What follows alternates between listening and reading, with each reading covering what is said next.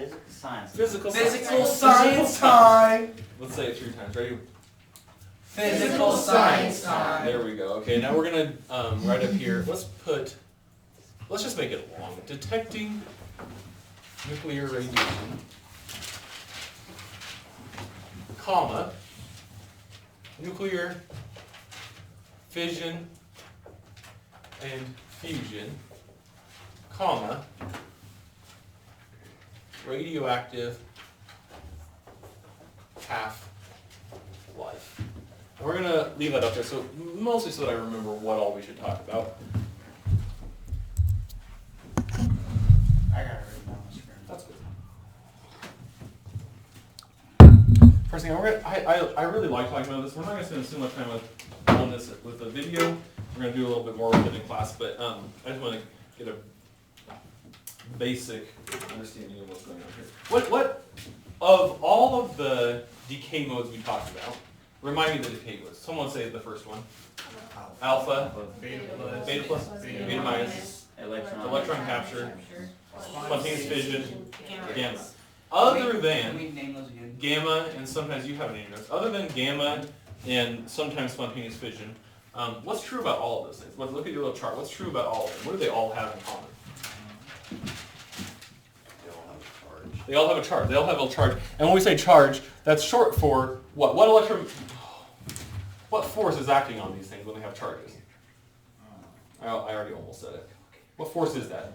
Electromagnetic. So all of them have an electromagnetic interaction. That's one of the main things we can do to detect this, because you've heard of radiation, right? You've heard of nuclear radiation. You know, like the game Fallout or the game Half-Life or like the movie, TV show with Chernobyl or various movies where they're talking about something is radioactive and they're like, oh dang, and it's usually like green. It's like a big old barrel of green, and they're like, don't put your arm in there according to a tentacle. That's not how it works. Or the song Radioactive. That's not really how it works. Or the song Radioactive. None of that's really how it works.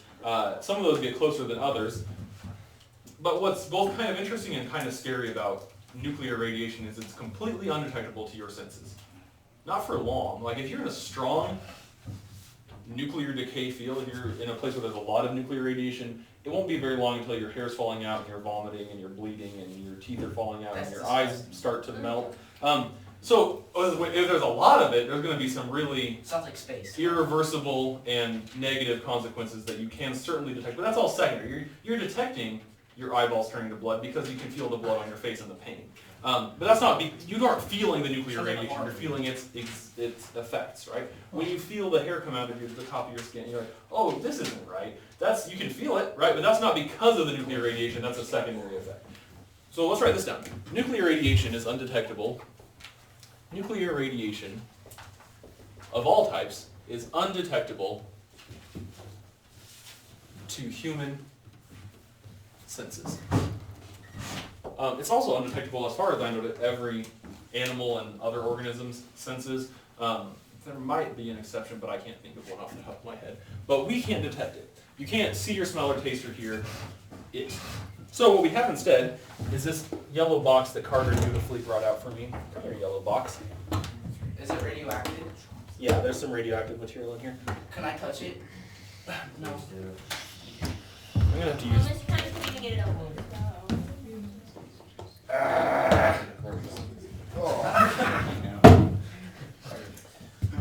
Because we can't... Hey, knock it off. In the same way that we can't detect... Okay, so in this box we have, because we can't detect them with our senses, we have some various ways. I think this is the one that doesn't work, but this is called a Geiger counter. We will mess around with these a little bit more off the video, but this is a Geiger counter. The way that it works, first of all, we have this little wand. It's a wand. This thing has a gauge on it that tells in millirads or nanorads per minute the amount of radiation. Rads is a measure of radioactive decay. What happens inside this wand, there's a diagram of this in your book, and I'll draw the diagram very roughly on the board as well. But effectively, it's not very complicated. Inside the rod, there's another rod, and that rod is connected to some batteries down here. So there's a battery down here, this rod becomes charged. And because we said that all those nuclear radiation particles, alpha particles, beta particles of both kinds, electron capture, all of that except for gamma, has a charge. If any of those get in here, it causes this charged rod to momentarily cause this circuit to close, right? So we learned a little bit about electrical circuits, but basically this wire it loops around through here, and if it's an open circuit, there's no sound. But every time the circuit gets closed, it'll make a little click. And you might have even, well, like I said, we'll do this when the video is over. I'll show you what it sounds like, but it makes this little, like, noise. Like a mouse? Well, no, not like a mouse, like a little. And every one of those little is one, or if you set it differently, 10 or 100 or 1,000 particles interacting with this thing, which momentarily causes the circuit to close, and when the circuit is closed, a click is generated. You can set this two ways. This little rod has two settings. That, oh, how are you betraying me, Rod? Okay, so this is considered open. See that there's the rod itself inside there. Do you see it? There's a rod in here that becomes charged when this has batteries in it, and then this will detect alpha particles when it's open. When it's closed, it will only detect beta particles because the beta particles can penetrate further through stuff. So if we write that down, alpha particles are blocked. Alpha particles are blocked by thin materials. The classic example is that alpha particles will be blocked by a piece of paper. They are actually, if they become around you, they are the most harmful. For instance, if you breathe in the dust of uranium-238, which is an alpha emitter, that's bad for you because if they're directly contacting your cells, these particles, as you know, are the heaviest and they can cause the most damage to your DNA. Normally, your skin protects you from them, and your skin's dead, so you don't have to worry about it because the DNA is not being used anymore. But alpha particles can be blocked by thin materials. If you breathe it in, that's bad. If you ingest it in your tummy, that's bad. If you get it in your mouth or your eyes or whatever, that would be bad. But otherwise, if it's just like around, the alpha particle is going to be blocked by your skin or something thin. Beta can be blocked, both plus and minus, can be blocked by thicker materials. It will penetrate through this, which allows you to, which is kind of an ingenious way, I think, of being able to detect alpha or beta alone. It's a really simple little apparatus. Then gamma will penetrate several meters of material. The classic example is it takes, I forget exactly, maybe 3 meters of concrete to block a gamma ray. It can go through stuff very, very easily. Maybe a meter of lead, like pure solid lead. Maybe probably not a meter, but gamma rays will penetrate matter much more easily. That's why, in general, we consider gamma rays to be more dangerous, because if there was a gamma ray emitter outside, it would come through the wall and get us, right? If there was a beta or alpha emitter outside, the wall or even a piece of paper in the case of alpha would block it. Whereas gamma rays can penetrate much more easily. So a gamma ray emitter in another room is dangerous, even though an alpha ray emitter inside of our body would be more dangerous than a gamma ray emitter. Does that kind of make sense? So we use Geiger counters to detect these, and that gives us kind of a range. Like it'll tell us this many interactions, radioactive decay interactions, are taking place per minute or per second or whatever. It tells us how much. There's another thing we can sometimes use, which is kind of neat. You remember this from the electricity unit, but we also use this little electroscope. We use the electroscope. Do you remember? This is kind of a crude drawing, but you understand what I'm talking about. It had 2 pieces of foil, and if we touch this top bit with the charge, like I have shown here, we wouldn't use a Geiger counter for this, but if we touch it with a charged rod, the leaves separate, right? Doesn't matter what the charge is. But they also do that in the presence of nuclear radiation because these are all charged particles. So anytime there's a charge placed in the container with this, they'll also separate. In fact, that's how it was discovered. We also can use, in your book, yes, Peyton? if they go to 547 and 549, it'll show the two things. Yep, I had already said that. Thank you, though. Yeah, you can see these diagrams in your book. Thank you, Payne. There's also a really cool drawing here, I think, of the bubble chamber. And there's also such a thing as a cloud chamber. And what those do, and they're just the definitions from your book, but a bubble chamber has some kind of liquid, a cloud chamber has some kind of gas, and they kind of work almost reverse of each other. They show the path. They'll show this. If you have like a bubble chamber, it'll all be full of liquid, and then if you put the little nuclear emitter here, some kind of alpha emitter or something, it'll show the particles themselves, the alpha particles coming off of it. And then if you include a beta emitter, the trails for a beta emitter are generally longer and less curved than alpha particles trails. The trails are really pretty. Look at the picture there. I mean, they go in fantastic little shapes, kind of like spiral out of control. Looks really cool. That's a bubble chamber. What? Is that what that means? Yeah, that's what our diagram is on our bellwork slide, is a bubble chamber. I think it's a neat little design, one of nature's beauties. But you can see, like the little curly Q looking dudes, those are alpha trails. And then the kind of long and skinny looking dudes, Peyton, yeah. Long and skinny looking dudes, those are beta particles. Did you say beta or did you say Peyton? You are long and skinny, Beta. Peyton. But also beta. Yeah. I am also one. Yep.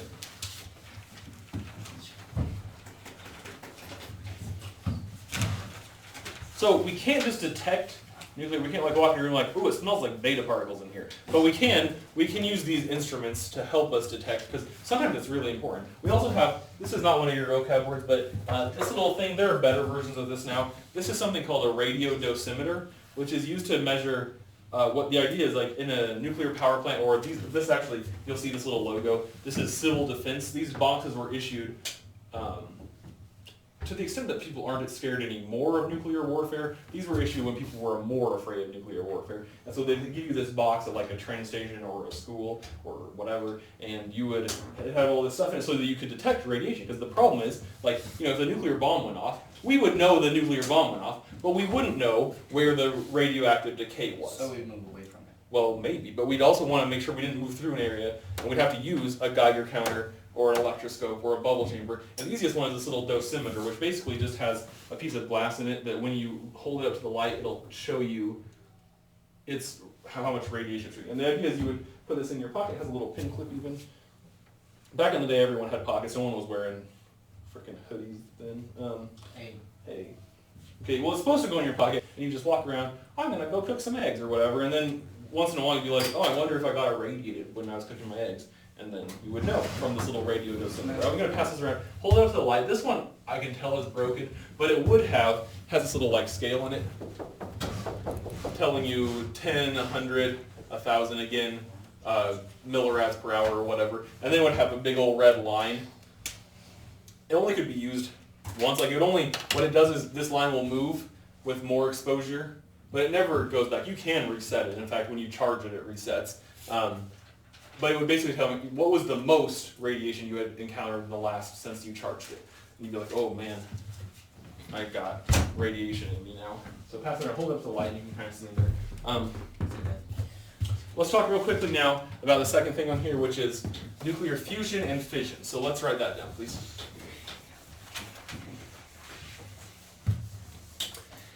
Because it's vocab words, you should already have the definition of these things down. Remind me, what is the difference? Someone raise your hand. What is the difference between nuclear fusion and nuclear fission? Fission. No, raise your hand, please. When I turn around, I expect to see hands up.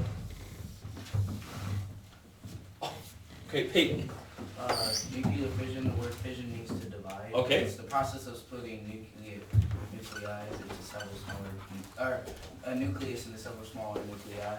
Okay, so in fission, this is division, right?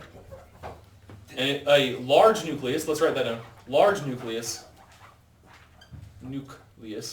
splits into smaller nuclei, right? And why would we use the word nuclei here? Because it's more than one. Yeah, because it's plural. Okay? And fission is... No, that was fission. Oh, fusion, my bad. Two nuclei with low masses are combined to form one nucleus of large mass. Right, so in this case they're joining, and it's two small nuclei. Yeah. Small nuclei Form a large... forming into a larger large larger larger mass. nucleus. Both of these emit energy. Both emit energy. This is the one, fission. Fission is the one that a nuclear power plant here on Earth does. It takes a large nucleus. I'm familiar with the ones that use, there's such a thing as a thorium fusion generator, and there's also a uranium fusion generator. There are others now. But in both of those cases, they take a large thorium, right, or uranium. They take a large nucleus, or many large nuclei, and then over time, those on their own inherently separate through spontaneous fission or alpha decay. But they also emit a lot of heat energy. And then that heat is used to boil a pot of water, and that pot of water generates steam, which then spins a turbine, and that generates electricity in the same way that a coal power plant does, other than the source of the heat. Fusion, where does this take place? Did you read enough in your book to know where this happens? Where does the fusion occur? Yeah, in stars. Someone whispered it up here. In stars. This occurs only, as far as we know, in the universe. We can make this occur on planet Earth, but it requires more energy to stabilize it and to keep it in one spot than it generates itself. So this is a net energy negative process when we do it on Earth, but in stars this occurs all the time. In stars it occurs all the time. In fact, this is how, please. In fact, this is how stars work. In stars, write this down please. In stars, like our sun, there's a constant balance between what force is acting inward on the star, if you had to guess. Gravity. Yeah, gravity is pulling all the matter in the star towards the center. And then what happens is, when all that matter gets into such a tiny little space, by the way, what is all the matter in a star made of? What element? Yeah, it's all hydrogen, which is very light, the lightest element. And then when it gets so close together, so closely packed, it's a plasma, right? It's lost its electrons, they're all separate. When it gets so closely packed, they start crashing into each other and sticking and becoming helium. And that process is fusion, and it releases a lot of energy, and that causes fusion, which, please. Fusion is an outward process. And so a star, most things in your daily life that you're familiar with, everything in your daily life that you're familiar with, bottle, keyboard, this whatever, this stuff has a shape because of the electromagnetic force. The atoms that make it up are bound in a certain way, giving it a certain shape. That is not the case with stars. Stars have this shape just because it's a balance between their nuclear fusion pushing out and their gravity pulling them in. So it's just what that shape happens to be. That's why they're spherical, is because that's the shape that has the least surface area per volume. But this only occurs, as we know, in stars. This is also the most energy efficient generation of any energy. Right? Two hydrogens combining to form one helium emits an enormous amount of energy, and it happens in stars. This, I'm always telling kids, if you could find a way to make this happen on Earth, what we call cold fusion, that's been like the holy grail of thermodynamics research for the last 70 years, is trying to get this to occur on planet Earth, because it would solve the world's energy problems. Like, there'd just be enough energy for everyone. One of the main problems we have in this world is that energy is costly. It takes some thing to make energy. Fusion would be kind of a solution to many problems. Yes? What about a neutron star? That's just, what happens there is that the fusion has stopped, and so gravity collapses it to be much smaller. I know. So the balance shifts more towards If gravity. you get close enough to it, you can have it pull away from it. Next thing, thank you, Payne, and that's also true of black holes. Really, in both those cases, neutron star and black hole, it's just that the fusion has stopped, and so the gravity collapses it in on itself, and it becomes a much smaller thing. And then the last thing we're going to talk about today is half-life. Do you have questions about nuclear fusion or fission? Kyler, do you know the difference between nuclear fusion and fission? Yes. Do you? What is it? Fusion divides and fission joins. There you go. Fusion joins them and fission divides them. They're both talking about atomic nuclei. And then the last thing here is radioactive half-life. I'm just going to put this symbol. This lambda, which we used, I think, have we talked in this class about how lambda was also wavelength? No, sorry. We will later, thank you. But this is also half-life. This is also the symbol for half-life. And the definition of this is what? Here, what's the definition of half-life? Half-life is the amount of decay. Yeah, let's put the time it takes. We're going to be more specific. You're right. It does measure amount of decay, but we're going to be more specific. It's the time it takes for half, what percentage is that? 50. 50. Good. You guys know something. Half. That was rude. I apologize. Yeah, I shouldn't have said that. But you do know it. 50% of the parent isotope to become daughter isotope. So we're going to have a little table that we generate for this. We're going to have in one column half-life, in the next column, how do I generally do this? Percent parent, percent daughter, and then time. This is going to be true, all except the fourth column will be true for everything. That'll be the same always. After 0 half-lives, when the thing is first created in the fires of planet Earth, right? When the thing first solidifies from magma or otherwise is formed, how much of it is parent? Oh, 100%. 100%. So then how much is daughter? 0. 0. Okay, after 1 half-life, what must it be? 75. 50-50. Oh, 50-50. 50-50. After 2 half-lives, 0, 100. 25-75. See, this one, what's the trend here? This half-life is going up how much? Common No, ratio. please. Listen to my question before you just answer. How much is this increasing each time? By 1. After 1 half-life. How much is this changing each time? Increasing by 50%. No. Why? That's what people think, but they're wrong. By half. Yeah, it's halving. A half of that is that. Half of that is that.